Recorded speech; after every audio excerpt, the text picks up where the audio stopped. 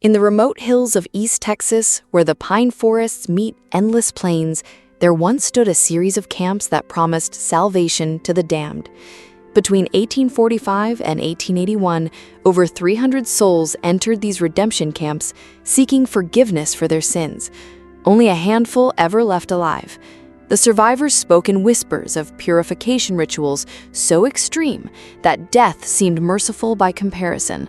Federal investigators who finally breached these camps in 1881 discovered something far more horrifying than religious fanaticism: a secret cemetery containing the remains of nearly 200 victims, each bearing signs of prolonged torture. But what they found in the Damnation family's private ledgers would shake the very foundations of frontier justice and reveal a criminal enterprise so elaborate that it had operated undetected for over 3 decades. Tonight, we uncover the complete story of the most successful serial killers in American frontier history, and the twisted salvation they offered to the desperate and damned. Before we continue with the story of the Damnation family and their reign of terror disguised as salvation, let me ask you something. This channel isn't for everyone, only for those brave enough to face the darkest chapters of American history. If you're one of the few who can handle stories like this, hit that subscribe button and let me know in the comments what state you're listening from. The truth we're about to uncover will challenge everything you thought you knew about faith, justice, and the price of redemption on the American frontier.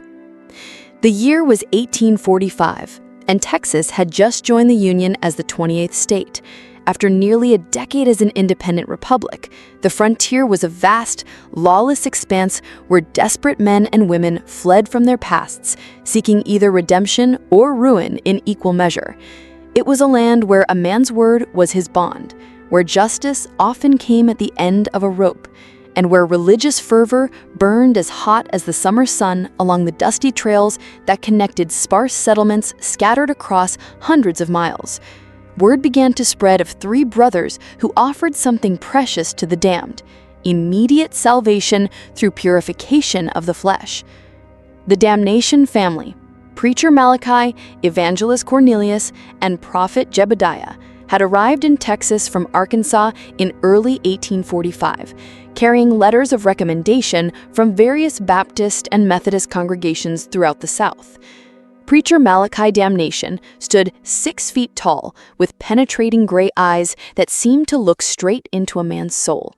His black hair was always perfectly groomed, and his voice possessed an otherworldly quality that could make hardened killers weep like children at church.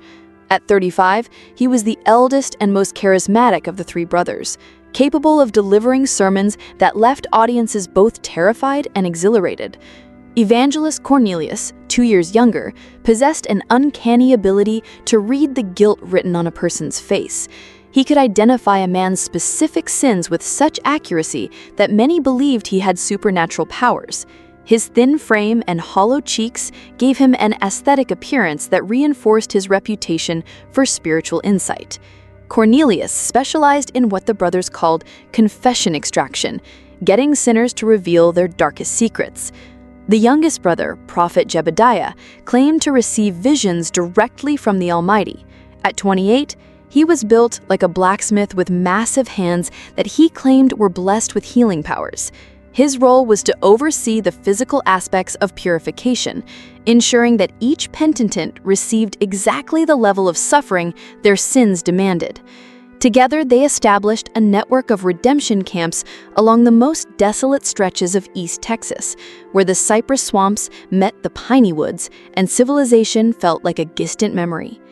The camps appeared modest from the outside: canvas tents arranged in perfect circles around rough wooden crosses, with a central fire pit where the brothers would preach to gatherings of desperate souls.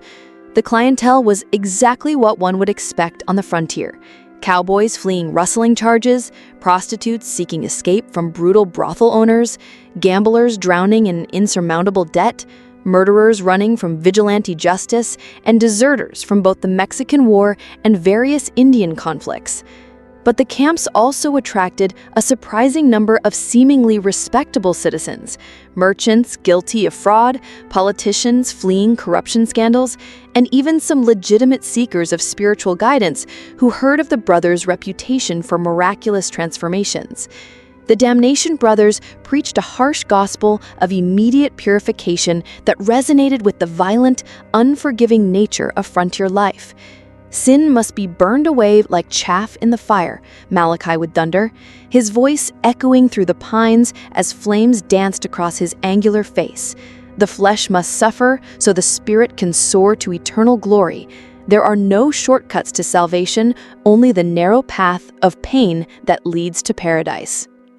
According to testimonials that appeared regularly in frontier newspapers, men entered the camps as hardened sinners and emerged as new creations, gentle as lambs, pure as mountain snow, ready to spread the gospel to the furthest corners of the earth. It was on a sweltering August night in 1847 that the first disturbing reports began to surface. Though few paid attention at the time, a cattle driver named Samuel Hartwell had stumbled into the town of Marshall, Texas, barely alive, and speaking in terrified whispers about what he had witnessed at a redemption camp near the mysterious waters of Caddo Lake. Hartwell's appearance was shocking to those who had known him before his spiritual journey. Once a robust man in his 30s, he now appeared gaunt and prematurely aged, his hair having turned completely white. His hands shook uncontrollably, and he would flinch violently at unexpected sounds. Most disturbing were his eyes. Once bright blue, they now held a hollow, haunted quality that suggested he had seen things no man should witness. His story was fragmented, told between fits of trembling and moments of catatonic silence that could last for hours. According to the local pastor who took him in, Hartwell would wake each night screaming about the pit of purification and the screaming that never stopped. During his more lucid moments, he spoke of arriving at the camp seeking forgiveness for killing a man in a saloon fight over a disputed card game. "They said the pain would cleanse my soul," Hartwell whispered to Pastor William Matthews, his voice barely audible even in the silence of the church. "Brother Malachi looked into my eyes and told me exactly what I had done. Not just the killing, but things I'd never told another living soul. He knew about the money I'd stolen from my mother before leaving Arkansas. He knew about the woman I'd left pregnant in New Orleans. He knew everything." According to Hartwell's account, the purification process began immediately upon arrival at the camp. New penitents were stripped of all possessions, including their clothes, and given rough burlap robes to wear. They were then required to confess not only the sin that had brought them to the camp, but every transgression they had ever committed, no matter how minor. "Brother Cornelius would sit across from you with this ledger," Hartwell recalled, his voice taking on a monotone quality as if reciting from memory. "He'd write down everything you said, and if he suspected you were holding something back, Brother Jebediah would use his gifts to help you remember. Those hands of his, they could cause pain you couldn't imagine."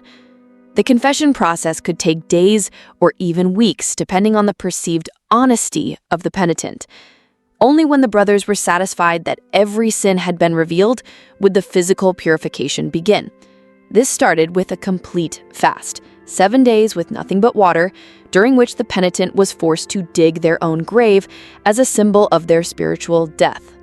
"The hunger was nothing compared to what came next," Hartwell continued, his entire body beginning to shake as he recalled the memories.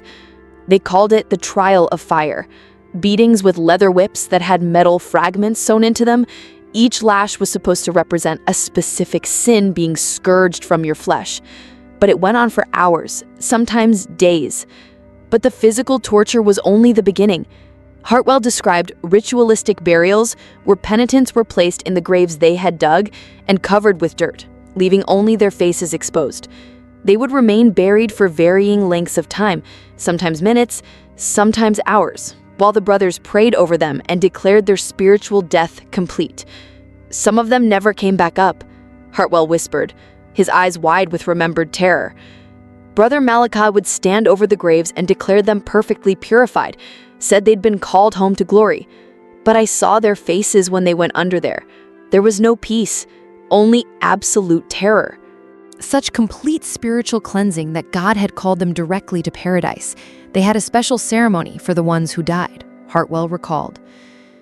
Brother Malachi would read from the Bible while Brother Jebediah covered the grave, and then they'd plant a wooden cross and add the person's name to what they called the roll of the redeemed. They said these souls were the lucky ones. They'd skipped purgatory entirely. Local authorities in Marshall initially dismissed Hartwell's story as the ravings of a man broken by guilt and frontier madness. After all, no one had come forward to report missing persons, and the Damnation brothers had impeccable credentials. They carried letters of recommendation from churches throughout Arkansas, Louisiana, and Mississippi, along with testimonials from grateful families whose loved ones had been transformed by their ministry. Sheriff Tom Bradley, a practical man who had seen his share of frontier violence, was particularly skeptical. "The frontier is full of men running from something," he told Pastor Matthews. "Sounds to me like Hartwell got religion the hard way and his mind snapped under the strain. These revival preachers can get pretty enthusiastic, but murder? That's a serious accusation to make without proof." The matter was quietly dropped, and within a month, Hartwell himself had disappeared. Some said he'd moved on to California, others claimed he'd returned to Arkansas. Pastor Matthews suspected something more sinister, but without evidence, there was nothing he could do. The camps continued to operate without interference, their reputation for miraculous conversions growing with each passing season. But Hartwell's disappearance was just the beginning of a pattern that would emerge over the following decades. As the months turned to years, the legend of the Damnation family's miraculous conversions spread throughout the South and beyond. They claimed to have saved over 1,000 souls, transforming the most hardened criminals into model citizens who went forth to spread the gospel in the most dangerous corners of the frontier. Testimonial letters arrived regularly at newspapers throughout Texas, Arkansas, and Louisiana, praising the brothers' work and describing profound spiritual transformations. The testimonials followed a remarkably consistent pattern. A desperate sinner would arrive at a redemption camp, undergo the purification process, and emerge as a completely new person within weeks of their transformation. They would feel called to missionary work in remote territories, California, Oregon, the Eastern Rocky Mountains, or deep into Indian territory. Their final letters to family members spoke of their overwhelming desire to bring salvation to the unreached, often requesting financial support for their evangelical missions.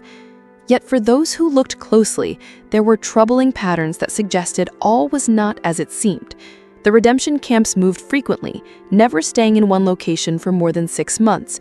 The brothers explained this as following God's calling to reach new populations of sinners, but it made tracking their activities nearly impossible for law enforcement agencies that were already stretched thin across the vast frontier.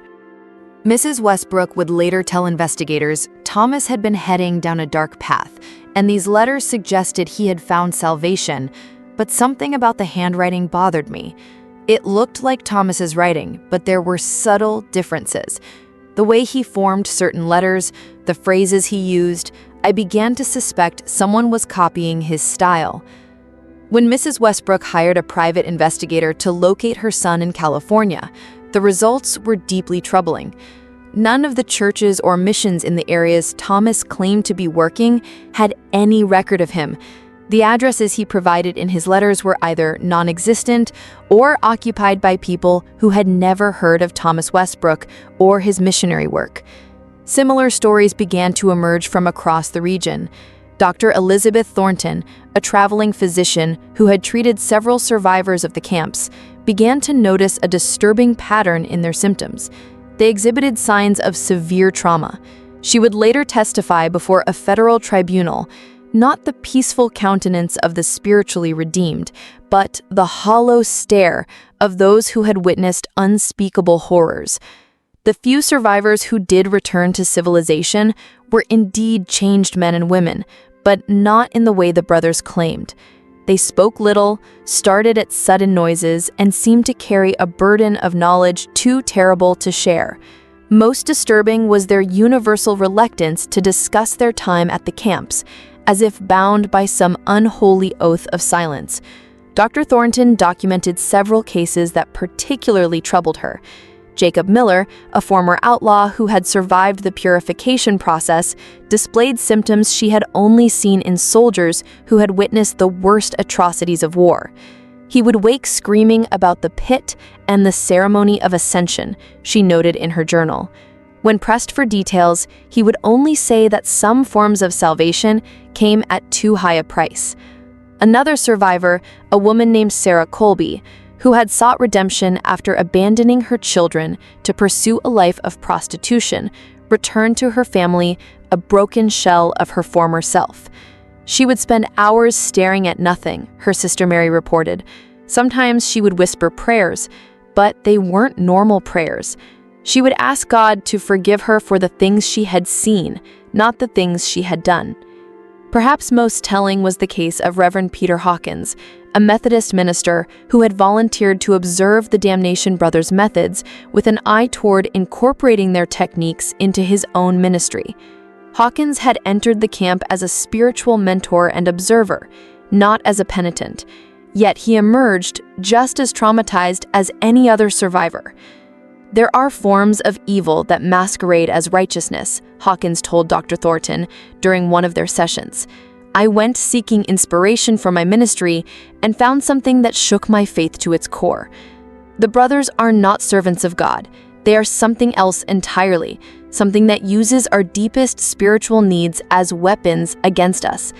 When pressed for specifics, Hawkins would only say that the true purpose of the camps had nothing to do with salvation and everything to do with exploitation of the most vulnerable members of society. He refused to elaborate, claiming that speaking the truth would only endanger others who might be tempted to investigate.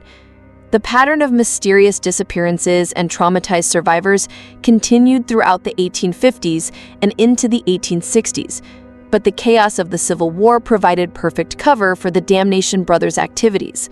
With entire populations displaced and communication systems disrupted, it became even easier for people to vanish without explanation. However, the end of the war brought new challenges for the brothers and new opportunities for those seeking to expose their crimes. In the spring of 1879, nearly 15 years after the conflict's end, a young Texas Ranger named Captain James Morrison began investigating reports of missing persons throughout East Texas. Morrison was a methodical man with a background in military intelligence, and he noticed something that others had missed: a pattern of disappearances that seemed to follow the movement of the redemption camps like a shadow across the frontier. Morrison had been assigned to the case after receiving a formal complaint from Senator Charles Whitman of Louisiana, whose nephew had disappeared after entering a damnation camp near the Texas border.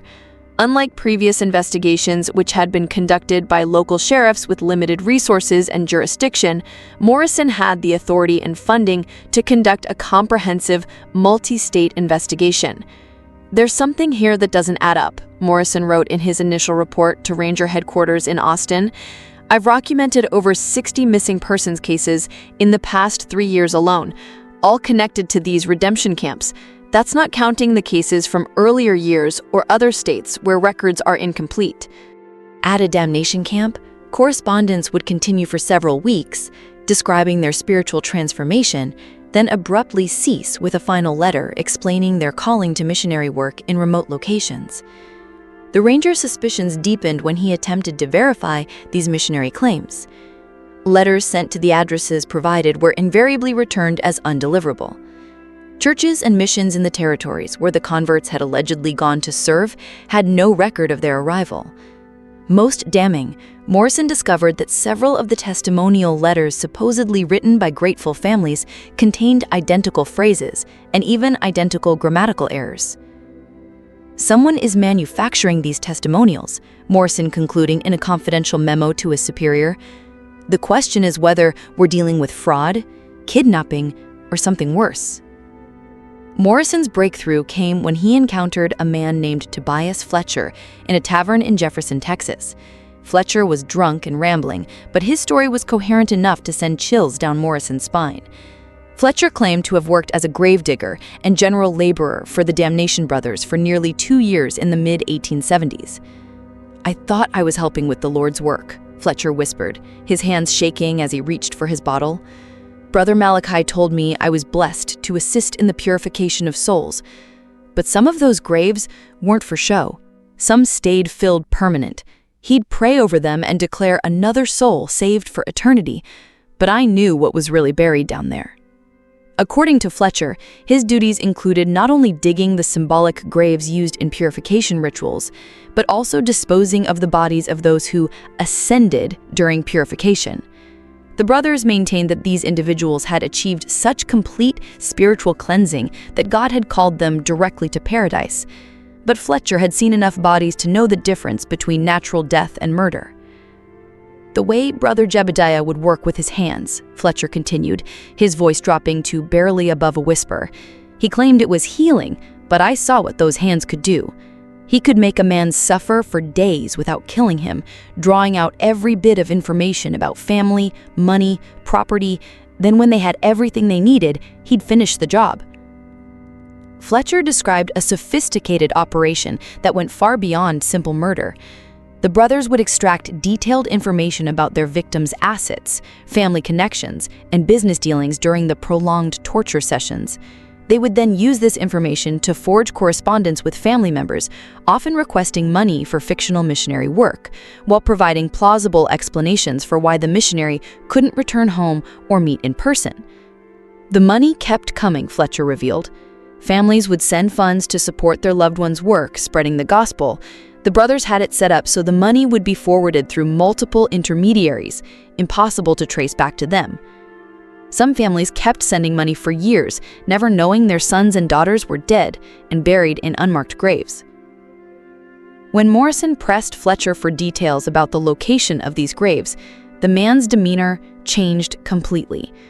Terror replaced drunken bravado, and he began looking around the tavern as if expecting the Damnation brothers to materialize from the shadows.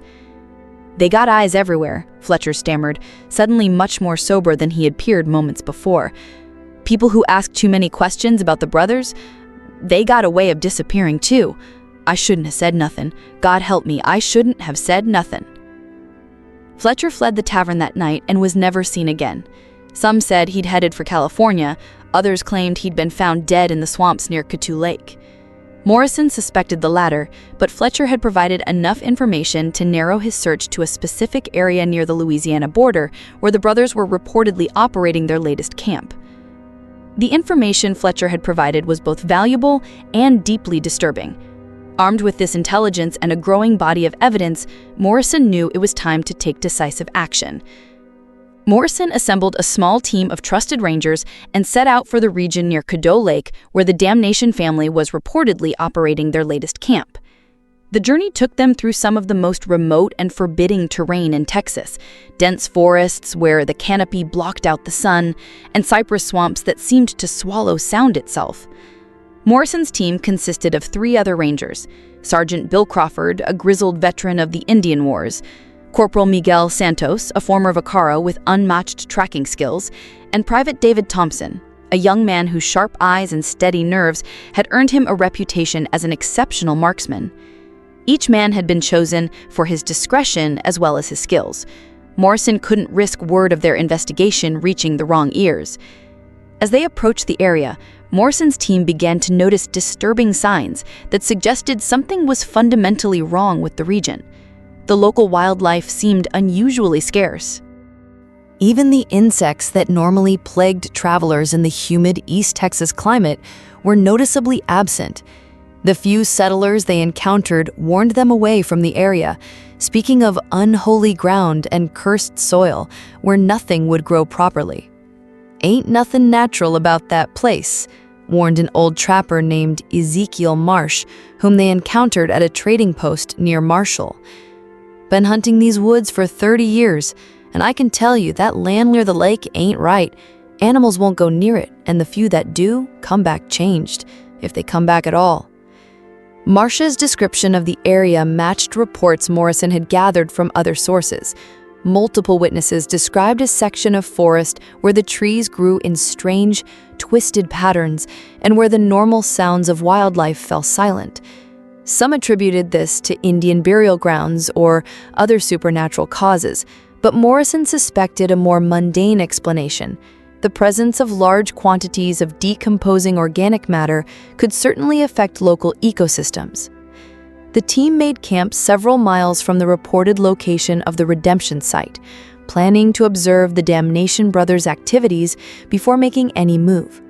Morrison's strategy was to gather irrefutable evidence of criminal activity before confronting the brothers directly.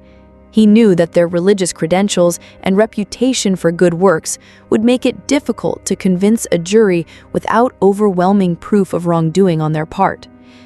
On their first night, the Rangers heard distant sounds that confirmed their worst suspicions. Carried on the night wind from the direction of the camp came the unmistakable sounds of human suffering, screaming, pleading, and what sounded like religious chanting in languages none of them recognized. It wasn't the cry of someone in physical pain, Morrison would later write in his official report. It was the sound of a soul in absolute torment, pleading for mercy that would never come. The worst part was how it would stop abruptly, then start again hours later, as if the suffering was being deliberately prolonged. The screaming continued intermittently throughout the night, sometimes accompanied by the sound of digging and what appeared to be some form of ritual ceremony. When dawn broke, Morrison and his men found the courage to conduct a preliminary reconnaissance of the area. What they discovered in the woods surrounding the camp would challenge everything they thought they knew about the scope of the Damnation family's crimes. Fresh graves dotted the landscape like a macabre garden, far too many to be explained as symbolic elements of religious ritual. Morrison counted over 60 graves that appeared to have been dug within the past year alone, each marked with a simple wooden cross bearing only a number.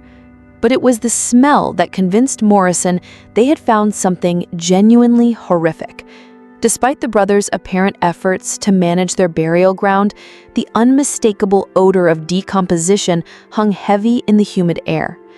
Private Thompson, who had served as a battlefield medic during the Indian conflicts, confirmed Morrison's suspicions. "That's the smell of a lot of bodies, Captain," Thompson reported grimly. "Fresh ones and old ones too. Whatever's happening here, it's been going on for a long time." As the Rangers moved closer to the camp itself, they began to hear sounds that made their blood run cold.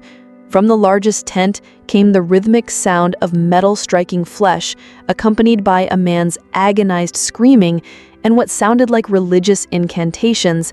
The voice delivering the incantations was calm, almost conversational, creating a horrifying contrast with the obvious suffering of the victim.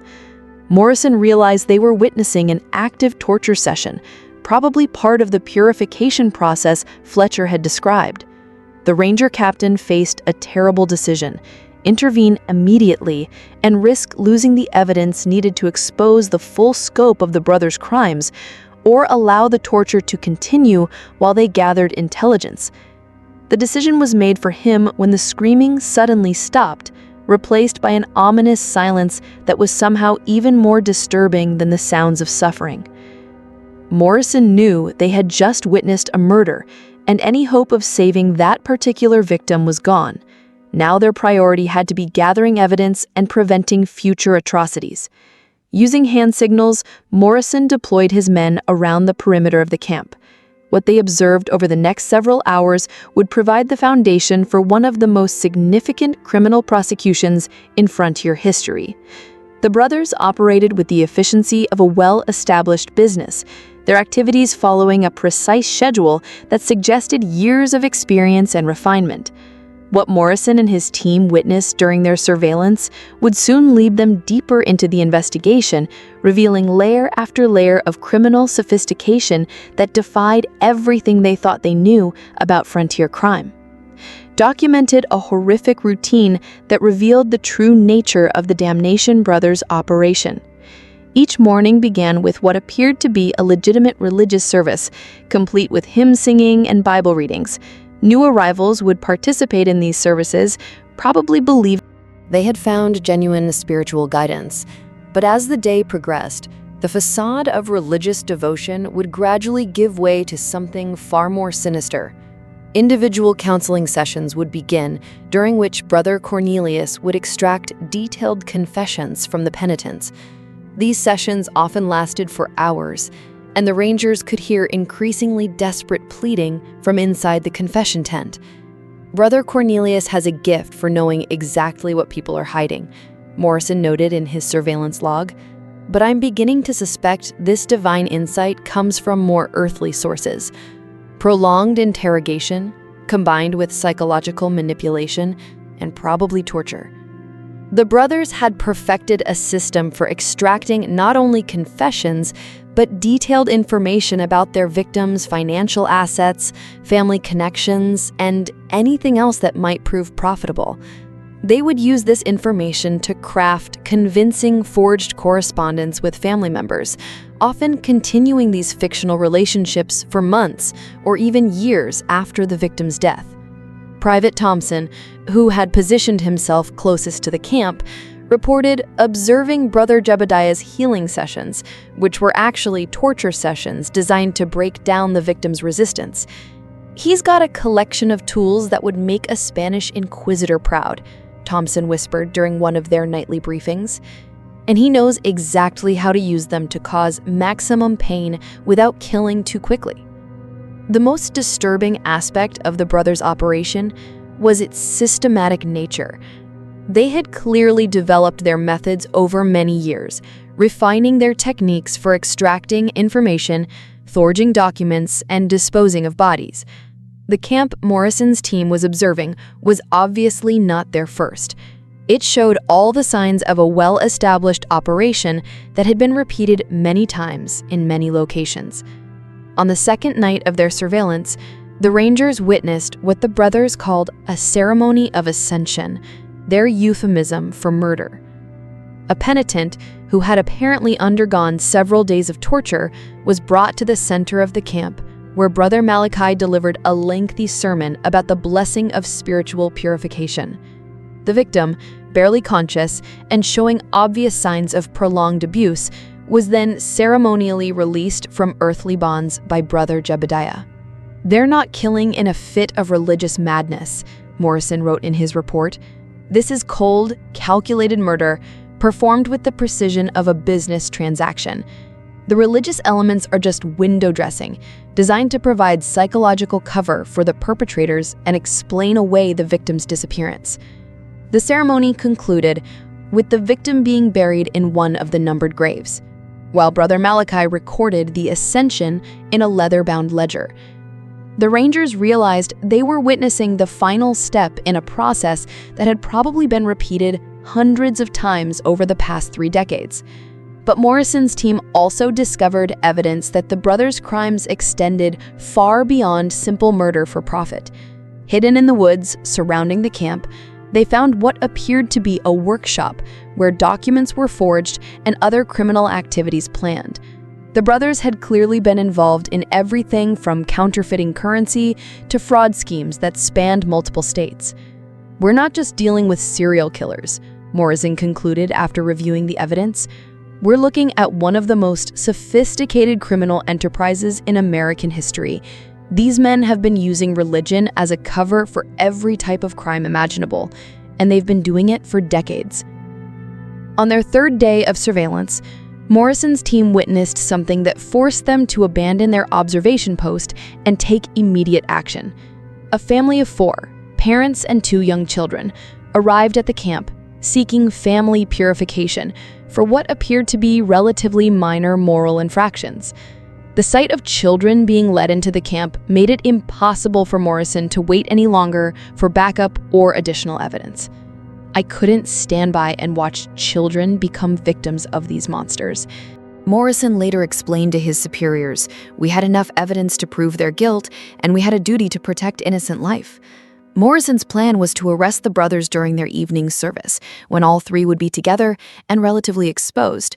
However, the Rangers quickly discovered that the Damnation family was far more dangerous than they had anticipated. The brothers had obviously planned for the possibility of law enforcement intervention and had prepared accordingly.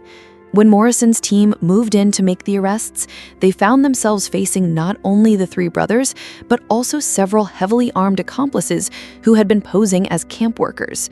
What followed was a gunfight that lasted nearly an hour and left two of the accomplices dead and Sergeant Crawford wounded.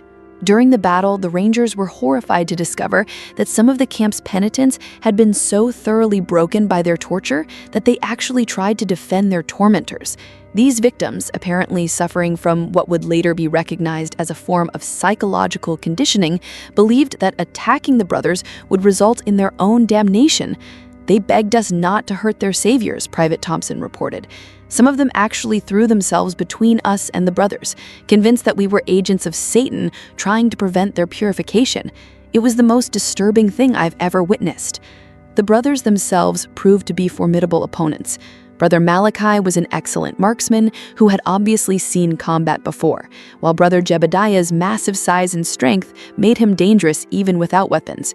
Brother Cornelius, though physically less imposing, demonstrated an uncanny ability to manipulate people even in the midst of combat, using psychological tactics to confuse and demoralize the Rangers. The turning point came when Morrison managed to reach the tent where the brothers kept their records. Inside, he found not only detailed accounts of their crimes, but also evidence of their true identities. The Damnation name was an alias. The brothers were actually the Blackwood family, wanted for murder and fraud in Arkansas, Louisiana, and Mississippi. Everything about them was a lie, Morrison discovered. Their names, their religious credentials, their testimonials, all carefully crafted fiction designed to provide cover for their criminal activities. They weren't misguided religious fanatics. They were career criminals who had found the perfect disguise. With their true identities exposed and their records in the hands of law enforcement, the brothers' resistance began to crumble. One by one, they were taken into custody, though not before Brother Cornelius made a final attempt to escape by taking one of the child victims as a hostage. The standoff that followed revealed the true depth of the brothers' depravity. When Morrison attempted to negotiate for the child's release, Brother Cornelius calmly explained that the child had already been marked for purification and that killing him would actually be an act of mercy. "You don't understand the service we provide," Brother Cornelius told Morrison with chilling calm. "These people come to us broken, sinful, worthless. We give their lives meaning by allowing them to participate in something greater than themselves. Death during purification is the highest honor we can bestow." It was Private Thompson who ended the standoff with a perfectly placed shot that wounded Brother Cornelius without harming the child. The remaining accomplices surrendered immediately, apparently recognizing that their cause was lost. With the immediate threat neutralized and the brothers finally in custody, Morrison's team could begin the grim task of uncovering the full scope of what they had stumbled upon. What they would discover in the hours and days that followed would exceed even their worst expectations.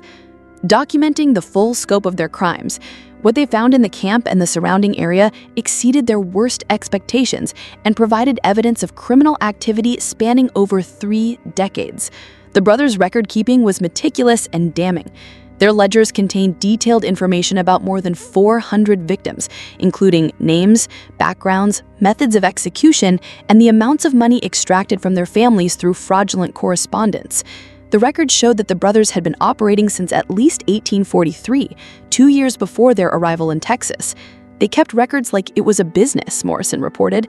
Each victim was assigned a number, and they tracked everything: how much money was stolen, what information was extracted, even which torture methods were most effective for different types of people. It's the most coldly methodical approach to murder I've ever encountered. The physical evidence was equally horrifying. Excavation of the numbered graves revealed the remains of nearly 200 individuals, most showing signs of prolonged torture before death. The victims ranged in age from teenagers to elderly individuals and included both men and women from all walks of life. Forensic examination of the remains conducted by Dr. Elizabeth Thornton and a team of medical experts brought in from Austin and New Orleans revealed the sophisticated nature of the brothers' torture methods. They had clearly studied human anatomy and psychology, Dr. Thornton reported. Their techniques were designed to maximize suffering while keeping victims alive as long as possible. The discovery that shocked investigators most was evidence that the brothers had been experimenting with different methods of prolonged torture, apparently seeking to develop more effective interrogation techniques. Some victims showed signs of having been subjected to multiple different torture methods over extended periods of time, suggesting that their suffering had been used as a form of research. This wasn't just about extracting money or information, Morrison concluded. I believe these men derived genuine pleasure from causing suffering. The religious framework provided justification for their sadistic impulses while also attracting a steady supply of vulnerable victims. The workshop Morrison's team had discovered yielded additional evidence of the brothers' criminal versatility. In addition to document forgery equipment, they found printing plates for counterfeit currency, stolen religious artifacts that had been modified for torture purposes, and detailed maps showing the locations of other camps the brothers had operated throughout the South. Perhaps most disturbing was the discovery of what appeared to be a training manual written by Brother Malachi, detailing methods for identifying and exploiting vulnerable individuals. The manual included psychological profiles of different types of victims, techniques for gaining their trust, and step-by-step instructions for extracting maximum value from each person before their death. They had turned human exploitation into a science, Dr. Thornton observed after reviewing the manual. Every aspect of their operation was calculated to maximize profit while minimizing risk of detection. It's a level of systematic evil that defies comprehension. The scope of the brothers' network became clear when investigators examined their correspondence with accomplices in other states. The Damnation family had not been operating alone.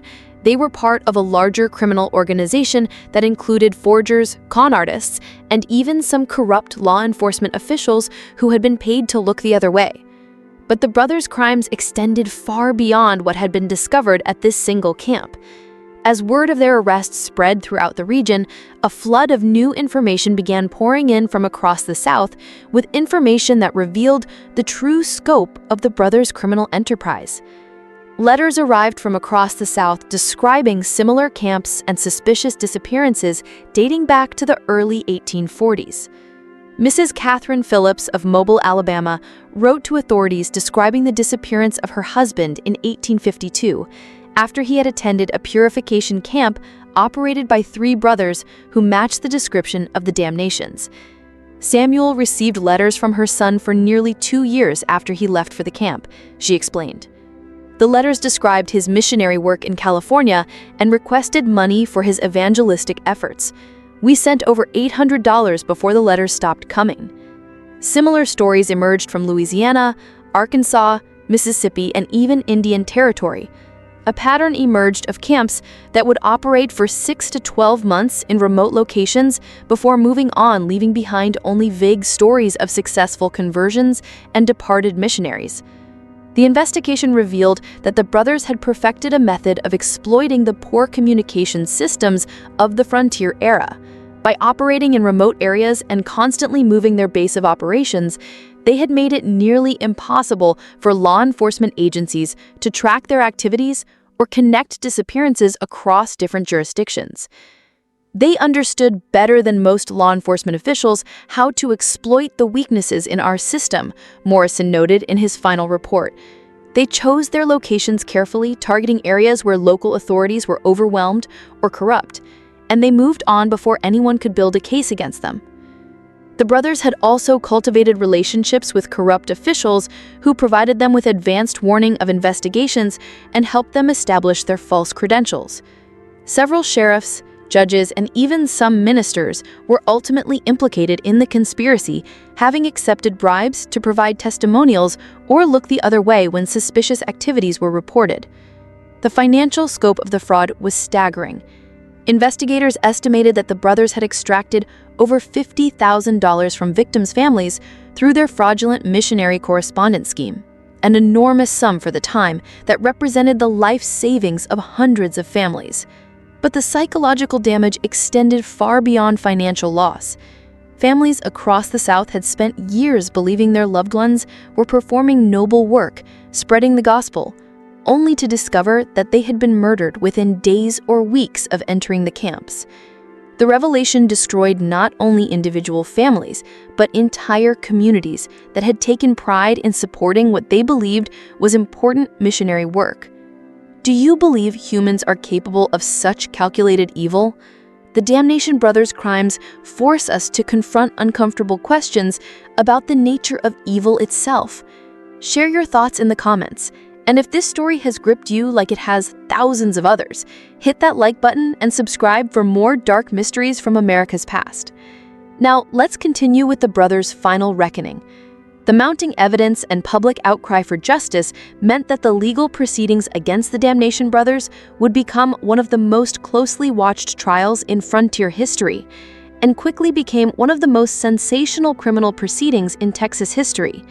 The courthouse was packed daily with spectators, reporters, and family members of victims who had traveled from across the South to witness justice. The prosecution, led by District Attorney Robert Maxwell, faced the challenging task of presenting evidence of crimes that had occurred over nearly 4 decades and across multiple states. The case was complicated by the fact that many potential witnesses had been murdered, and much of the evidence consisted of the brothers' own meticulous records. "Gentlemen of the jury," Maxwell declared in his opening statement, "you are about to hear evidence of crimes so heinous, so systematically evil, that they challenge our fundamental beliefs about human nature. The defendants have masqueraded as servants of God while serving only their own twisted desires for wealth and power." The defense strategy, led by prominent attorney James Worthington, attempted to portray the brothers as misguided religious zealots whose extreme methods had been motivated by genuine, if misplaced, spiritual fervor. Worthington argued that the brothers had genuinely believed they were saving souls and that any deaths had been unintentional results of overly enthusiastic religious practices. "My clients are guilty of excessive zeal, perhaps even criminal negligence.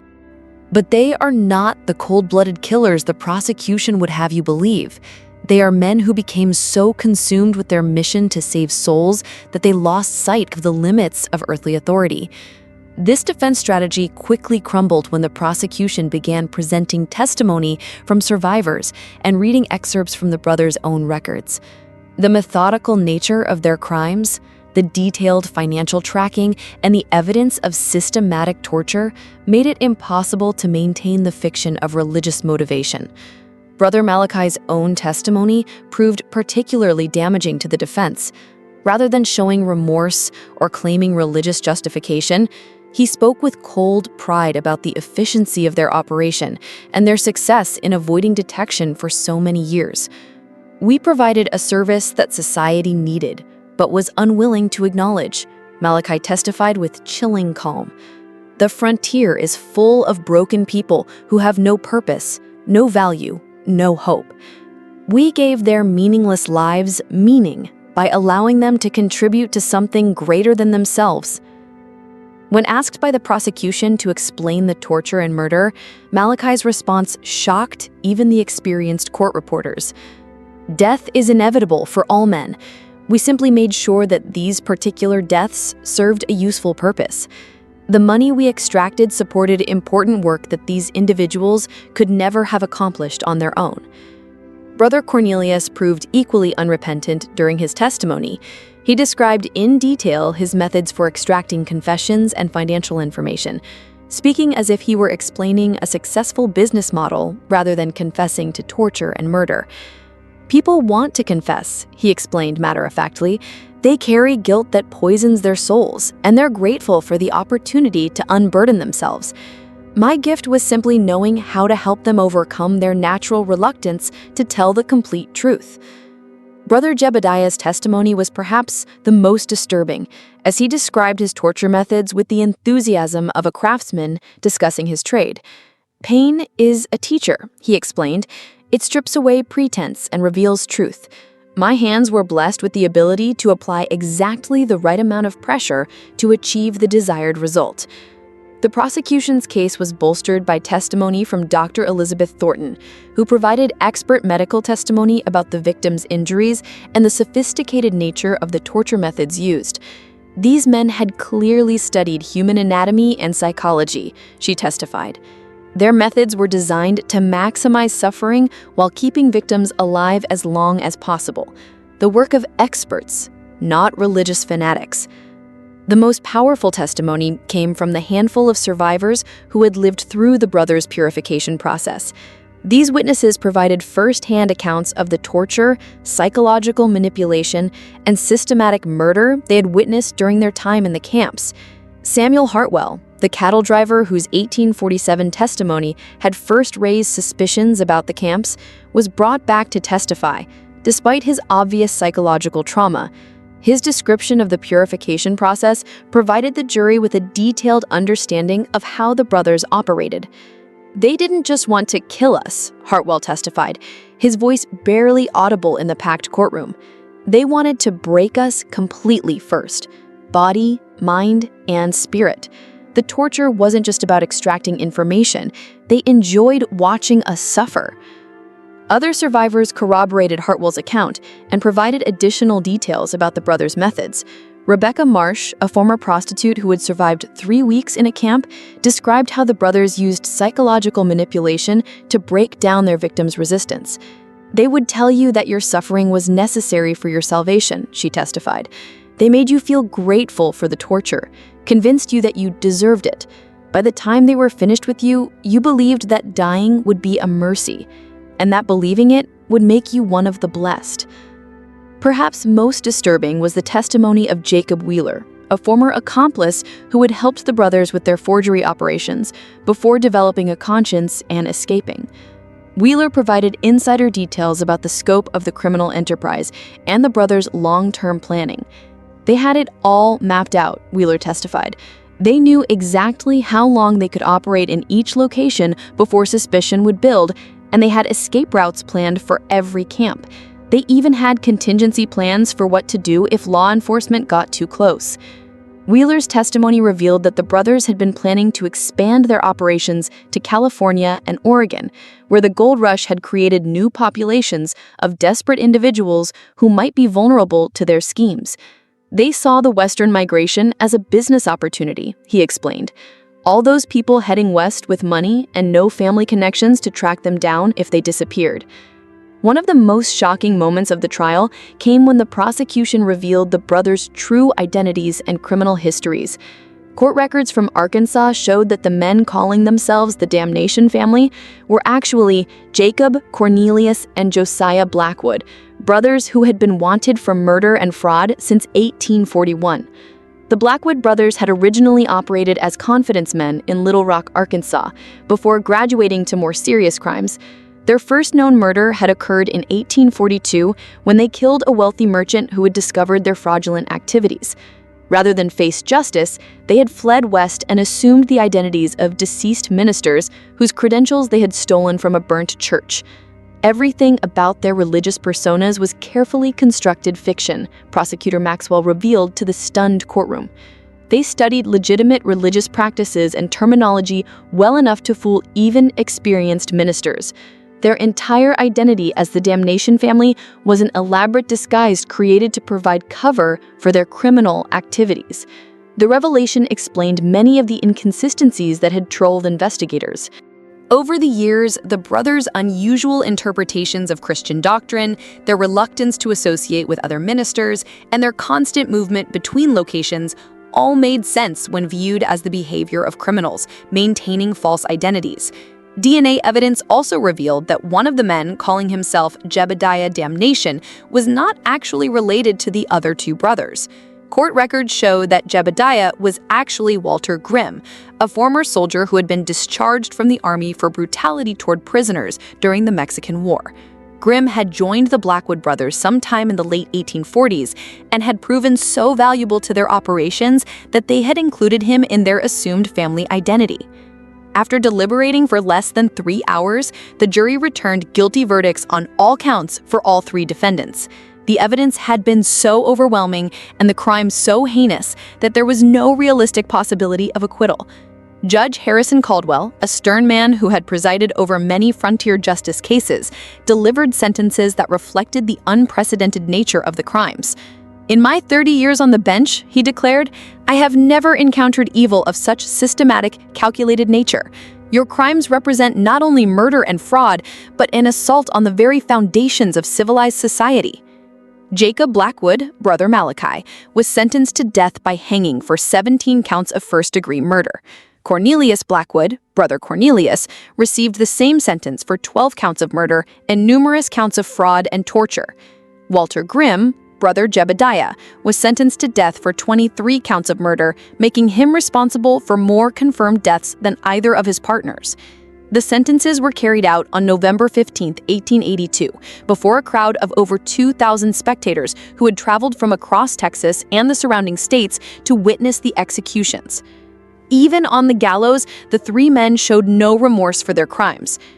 Jacob Blackwood's final words were characteristic of the arrogance he had displayed throughout the trial. "We gave meaning to meaningless lives and purpose to purposeless deaths. History will vindicate our methods even if contemporary society lacks the vision to understand them." Walter Grimm spoke last, and his final statement sent chills through the assembled crowd. "There are others like us out there. We were not unique. We were simply more successful than most. The frontier breeds predators, and there will always be those who know how to exploit the desperate and the damned." The Damnation case became a turning point in frontier law enforcement, leading to new requirements for religious organizations operating in remote areas and increased cooperation between law enforcement agencies across state lines.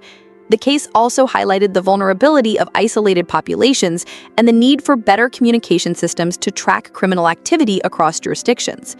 Dr. Elizabeth Thornton used her experience with the case to write one of the first comprehensive studies of criminal psychology, focusing on the methods used by systematic killers to identify and exploit vulnerable victims.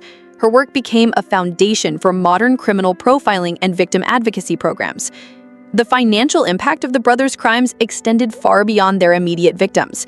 Families across the South who had been sending money to support fictional missionary work found themselves financially ruined.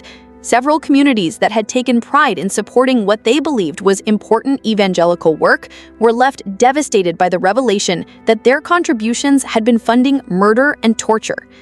Captain James Morrison was promoted to major and placed in charge of a new multi-state task force designed to investigate criminal organizations operating across state lines. His methodical approach to the Damnation investigation became a model for complex criminal investigations throughout the American West. The sites of the brothers' camps remained largely abandoned, avoided by locals who believed the ground itself had been cursed by the atrocities committed there. Even today, more than a century later, some of the remote areas of East Texas where the Damnation family operated are said to be haunted by the spirits of those who sought salvation and found only horror. The story of the Damnation family forces us to confront uncomfortable truths about human nature and the potential for evil that exists within seemingly civilized society. Their crimes were made possible not only by their own depravity, but by a social system that failed to protect its most vulnerable members. The brothers succeeded for so long because they understood how to exploit the gaps in frontier society, the poor communication between jurisdictions, the reluctance to investigate the disappearance of social outcasts, and the general assumption that religious activities were inherently benevolent. They turned society's best impulses, faith, hope, and the desire for redemption, into weapons against the very people who most needed protection.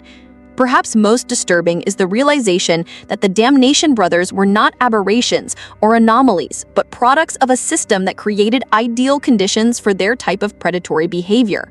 The frontier's combination of isolation, desperation, and weak law enforcement created opportunities that were inevitably exploited by those willing to embrace absolute evil. Their story serves as a permanent reminder that evil often wears the mask of righteousness, and that the most dangerous predators are those who exploit our deepest spiritual and emotional needs. In the world where people seek meaning, purpose, and redemption, there will always be those ready to offer false salvation at the ultimate price. The Damnation family claimed to offer salvation to the damned, but in the end, they proved that some forms of damnation are far worse than any sin their victims had ever committed. Their legacy is written in unmarked graves scattered across the American frontier, a testament to the depths of human evil and the price of misplaced trust. What do you think about this dark chapter of American frontier history? Do you believe such systematic evil could exist in our modern world, or were the Damnation brothers products of their unique time and place? Leave your thoughts in the comments below. If you found this story as chilling as thousands of others have, make sure to subscribe to our channel and hit that notification bell because the American frontier holds many more dark secrets waiting to be uncovered. Share this video with someone who appreciates the shadows of history. And remember that sometimes the greatest evil comes disguised as salvation. Until next time, stay vigilant against those who would exploit faith for their own twisted purposes.